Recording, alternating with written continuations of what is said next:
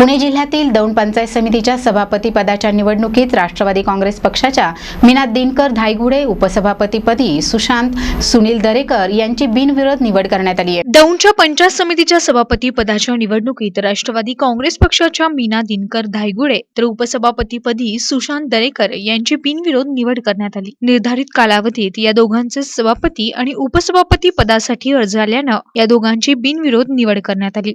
नुकताच झालेल्या पंचायत समितीच्या पंचवार्षिक निवडणुकीत दौंडमध्ये राष्ट्रवादी काँग्रेस पक्षानं एक हाती वर्चस्व राखलं होतं। पंचायत समिती मागास प्रवर्ग म्हणून आरक्षित झाली असून त्यानुसार ही निवड करण्यात आली। या आरक्षित प्रवर्गातून मीना धायगुडे, झुंबर गायकवाड, ताराबाई देवकाते हे तिघे निवडून आले। प्रथम मीना धायगुडे यांना सभापती पदाची संधी देण्यात आली आहे। पुढील काळात इतर दोघांना सभापती पदाची संधी देण्यात येणार आहे।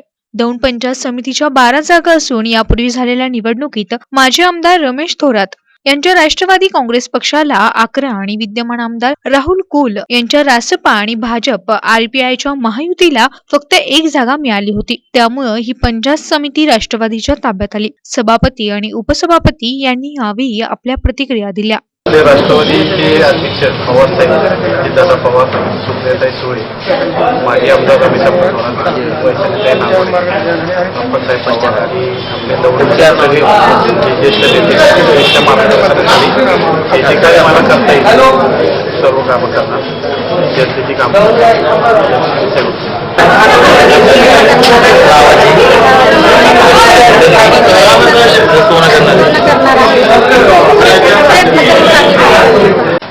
मी मनापासून सर्व पंचायत समितीच्या सदस्यांचा नवनिर्वाचित आणि सर्वच कार्यकर्त्यांचं मनापासून या ठिकाणी अभिनंदन करेल, आभार मानेल की अत्यंत खेळीमेळीच्या वातावरणामध्ये पंचायत समितीचे सभापती आणि उपसभापतीची निवड 1:1 केली आणि एक तालुक्यामध्ये जो पायंडा पाडलेला आहे की जोपर्यंत आपण सगळे मिळून एक संघ राहत नाही, तालुक्याच्या विकासाचा ध्यास घेत नाही, विकास हे एकच उद्दिष्ट डोळ्यासमोर ठेवून आपण जोपर्यंत पुढे जाण्याचा प्रयत्न करत नाही तोपर्यंत या तालुक्याचा विकास होणार नाही। हे सामान्य कार्यकर्त्यांनी जाणून घेतल्यामुळं आज अतिशय चांगल्या पद्धतीचं यश कालच्या जिल्हा परिषद आणि पंचायत समितीमध्ये दौंड सारख्या तालुक्याला पहिल्यांदाच मिळालेला आहे। प्रतिनिधी नेहा जगताप, NTV न्यूज दौंड।